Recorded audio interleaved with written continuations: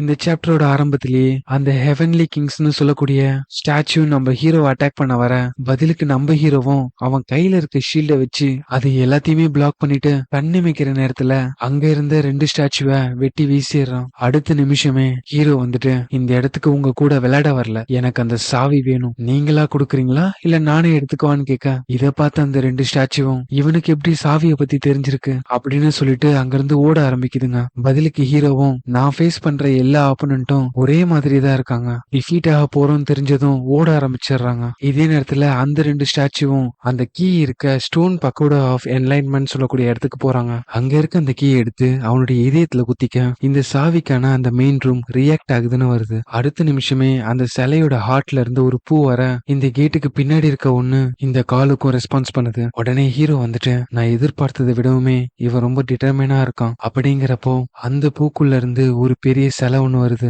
இதோட பேர் தான் 1000 ஹார்ம்ஸ் அண்ட் 1000 ஐஸ் கொண்ட அவலோகேஸ்வரா. வெளியில வந்த உடனே அந்த 4 ஹெவன்லி கிங்ஸ் அங்க டிஃபீட் ஆயிருக்கிறத பார்த்துட்டு ரொம்ப வருஷமாச்சு இவங்க என்ன சமன் பண்ணி அந்த ஸ்டோன் ஆஃப் பக்கோடாக்குள்ள இருக்க சாவி எடுக்க ஒரு ஹியூமன் வந்திருக்கானா, என்னால இப்ப கூட அதை நம்பவே முடியல. பதிலுக்கு நம்ம ஹீரோவும் இதெல்லாம் எனக்கு ஒன்றும் பெரிய விஷயம் இல்ல, ஏன்னா இந்த இடத்துல இருக்க அந்த பாஸ் மான்ஸ்டரையே நான் கொல்லதான் போறேன். பதிலுக்கு அந்த ஸ்டாச்சுவும் நீ ரொம்பவே தைரியமான ஆளாதான் இருக்க, ஆனா அதை தவிர்த்து வேற ஒன்னும் உங்ககிட்ட பெருசா இருக்க மாதிரி எனக்கு தோணல அப்படிங்கிறப்ப ஹீரோ வந்துட்டு நீ நினைக்கிறியா நான் இங்க வந்து ஜோக் பண்ணிட்டு இருக்கேன்னு, அது மட்டும் இல்லாம இந்த சண்டைய சீக்கிரமா முடிச்சிடலாம் ஏன்னா எனக்கு ரொம்பவே டயர்டா இருக்கு அப்படிங்கிறப்போ அந்த ஸ்டாச்சுவும் நான் இன்னும் கொஞ்ச நேரம் உன் கூட பேசலாம்னு நினைச்சேன், சரி விடு நம்மளுடைய எண்ணங்கள் ஒரே மாதிரி இல்ல. பதிலுக்கு நம்ம ஹீரோவும் நான் சிலைகள் கூட பேசுறதுக்காகலாம் இந்த இடத்துக்கு வரல. உடனே அந்த ஸ்டாச்சுவும் இந்த உலகத்துல ஒரு செகண்டுமே நமக்கு கிடைச்ச கிஃப்ட், ஆனா நீ எவ்வளவு பெரிய ஒரு ஃபூலிஷ் மேனா இருக்க, அப்படிப்பட்ட ஒரு தருணத்தை நீ மிஸ் பண்ற, சரி விடு உனக்கு சாவு வரும்போது நீ இதை நினைச்சு ஃபீல் பண்ணுவ அப்படின்னு சொல்லிட்டு அவன் கையில இருக்க ஒரு வெப்பனை ஹீரோவை நோக்கி வீச பதிலுக்கு இவனும் அவன் கையில இருக்க ஷீல்ட வச்சு அதை தடுக்காம வேற ஒரு டைரக்ஷன்ல திருப்பி விட்டுறான். ஆனா அதோடைய இம்பாக்டே ரொம்பவே பயங்கரமா இருக்கு. இதை பார்த்து நம்ம ஹீரோவும் வெறும் டைரக்ஷனை சேஞ்ச் பண்ணதுக்கே என்னுடைய பாடி ஃபுல்லா ஷேட்டர் ஆன மாதிரி ஃபீல் ஆகுது, ஆனா இதை நான் பண்ணிதான் ஆகணும், எனக்கு வெறும் ஒரே ஒரு சான்ஸ் தான் இருக்கு. உடனே அந்த ஸ்டாச்சுவும் என்னுடைய சோனிக் அட்டாக்கு நீ ரியாக்ட் பண்ணுவேன்னு நான் நினைச்சு கூட பார்க்கல, நேரம் போக போக நீ என்னுடைய இன்ட்ரெஸ்ட அதிகமாக்கிட்டு தான் போற.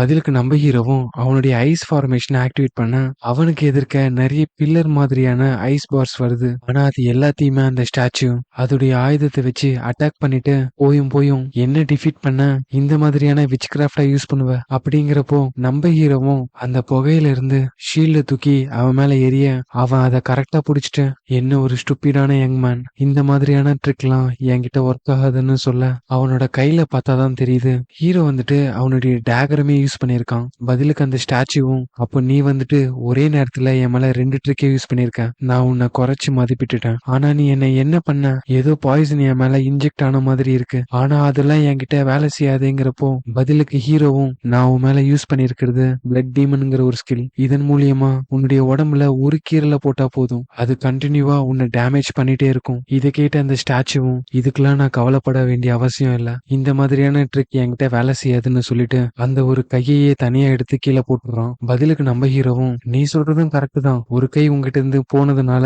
என்னால உன்னை கொன்னுட முடியாது, அது மட்டும் இல்ல இதே ட்ரிக் உன் மேல திரும்பவும் பயன்படாதுன்னு எனக்கு தெரியும், ஆனா எனக்கு தேவையானதை நீயே உன் கையால கொடுத்துட்ட அப்படின்னு சொல்லிட்டு அந்த விழுந்த கையில இருந்து ஒரு ஜுவல்ல எடுக்கிறான். இதை பார்த்து அந்த ஸ்டாச்சுவும் அப்போ ஸ்டார்டிங்ல இருந்தே அவன் அந்த ஜுவல்ல எடுக்கிறதுக்கு தான் பிளான் பண்ணிருக்கான் போல அப்படின்னு நினைக்க பதிலுக்கு நம்ம ஹீரோவும் இந்த ஒரு கை போறதுனால என்ன ஆக போகுதுன்னு நினைச்சல, இதுக்காகவே நீ வருத்தப்பட போற அப்படின்னு சொல்லிட்டு அவங்கிட்ட இருக்க கிமோர் ஆஃப் த பிளாட்டரஸ் பிரின்சிபிலிட்டியோட இப்ப எடுத்த அந்த ஸ்டாச்சுடைய ஜுவல்லையும் கம்பைன் பண்றான். லெமிகேட்டன் ஆஃப் த கோல்டன் டான் சொல்லக்கூடிய ஒரு ஐட்டம் கிடைக்குது. இதோடைய டிஃபிகல்ட்டி எஸ்னும் இது கிரேட் சாலமன் எழுதின கிரிமோருடைய ஒரு காப்பி தான். இது 72 டீமனுடைய எசன்ஸை வச்சு உருவாக்குனது தான் இந்த கிரிமோர். இதை யூஸ் பண்றதுனால ஒருத்தவங்களுடைய மேஜிக் பவர் எக்ஸ்ட்ரீம் லெவலுக்கு கொண்டு போக முடியும். ஆனா ஹீரோ வந்துட்டு இதை இன்கம்ப்ளீட்டா தான் கிரியேட் பண்ணிருக்காங்கிறதுனால அந்த அளவுக்கு எக்ஸ்ட்ரீமா அவனால இதை கொண்டு போக முடியாது. உடனே ஹீரோ வந்துட்டு இதுவே எனக்கு போதுமானதுன்னு சொல்லிட்டு அவனுடைய ஐ ஆஃப் க்ளூடனை ஆக்டிவேட் பண்ணி இந்த ஸ்டாச்சுடைய ஸ்டேட்டஸ் போர்டை பார்க்க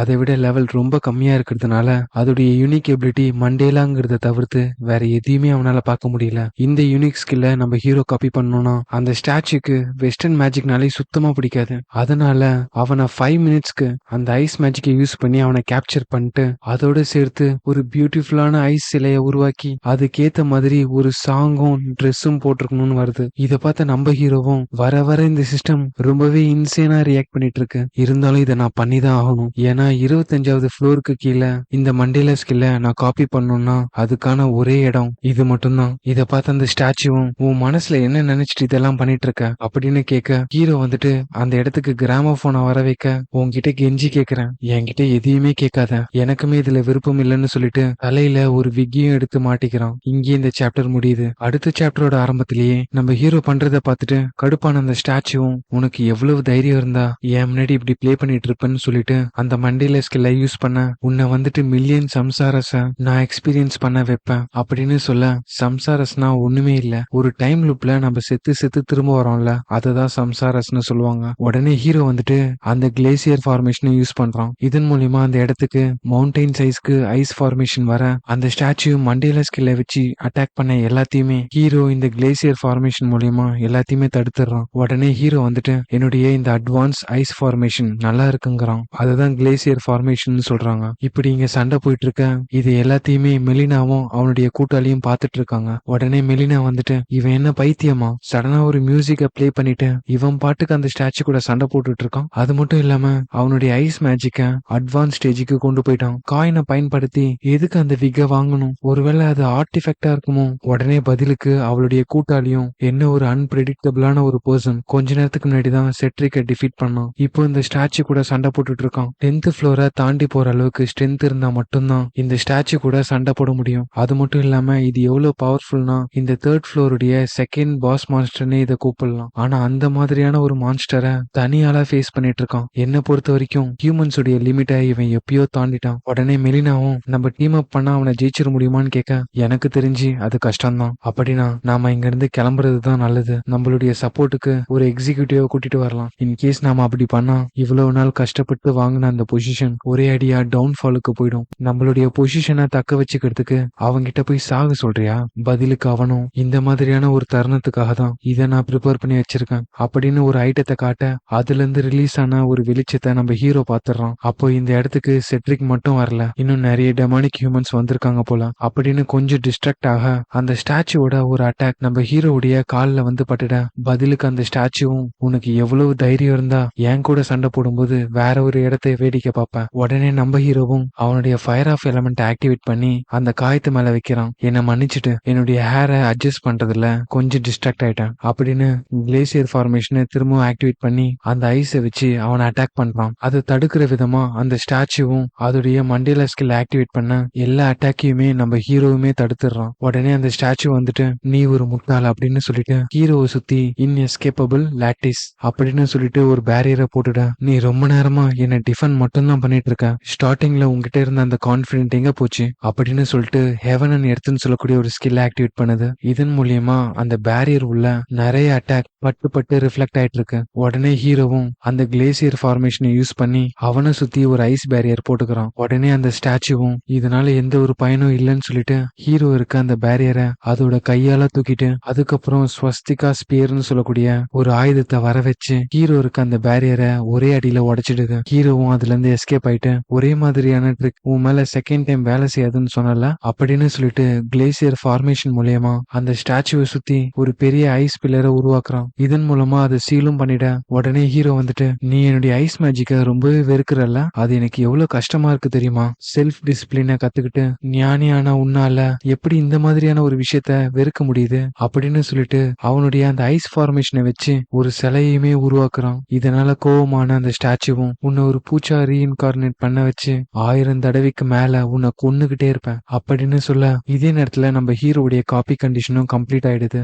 இந்த ஸ்கில்லை யூஸ் பண்றதன் மூலியமா ஸ்பெஷல் பவரை நம்ம ஹீரோவால எந்த ஒரு வெப்பன்லயும் இன்ஃபியூஸ் பண்ண முடியும். அது மட்டும் இல்லாம அவங்களுடைய மைண்டை ட்ரெயின் பண்றதன் மூலியமா ஆப்போனன்ட்டுடைய அட்டாக் எந்த இடத்துல இருந்து வருதுங்கிறத ப்ரெடிக்ட் பண்ண முடியும். உடனே ஹீரோ வந்துட்டு உன்னுடைய ஸ்ட்ரென்த்தை தேவையில்லாம வேஸ்ட் பண்ணாத அப்படின்ட்டு அவனுடைய விக்கை கழட்டி எரிஞ்சிடறான். அது மட்டும் இல்லாம ஹீரோ கிரியேட் பண்ணி வச்சிருந்த அந்த ஸ்டாச்சு மேல இந்த மண்டேலா ஸ்கில்லை இன்ஃபியூஸ் பண்ண இதை பார்த்து அந்த ஸ்டாச்சுவும் உன்னால எப்படி இந்த ஸ்கில்லை யூஸ் பண்ண முடியுது, இதை உருவாக்க நான் பல வருஷங்களா கஷ்டப்பட்டிருக்கேன். பதிலுக்கு ஹீரோவும் இதுக்கப்புறத்துல இடத்துல இருந்து மண்டேலா ஸ்கில்ல நான் நல்லாவே பயன்படுத்துவேன். சோ உன்னுடைய பர்பஸ் இதுக்கப்புறம் இந்த இடத்துல தேவைப்படாது. அவன் கிரியேட் பண்ண அந்த ஸ்டாச்சுவை வச்சு அதை அட்டாக் பண்ண அதுல மண்டேலா ஸ்கில் இன்ஃபியூஸ் ஆயிருக்கிறதுனால அந்த ஸ்டாச்சுவும் பீஸா செதறிடுது. இதோட இந்த சாப்டரும் இங்க முடியுது. அடுத்தடுத்த சாப்டரை பாக்குறதுக்கு இந்த வீடியோக்கு ஒரு லைக் போட்டு நம்ம சேனலை சப்ஸ்கிரைப் பண்ணிக்கோங்க. உங்க எல்லாரையும் அடுத்த சாப்டர்ல சந்திக்கிறேன்.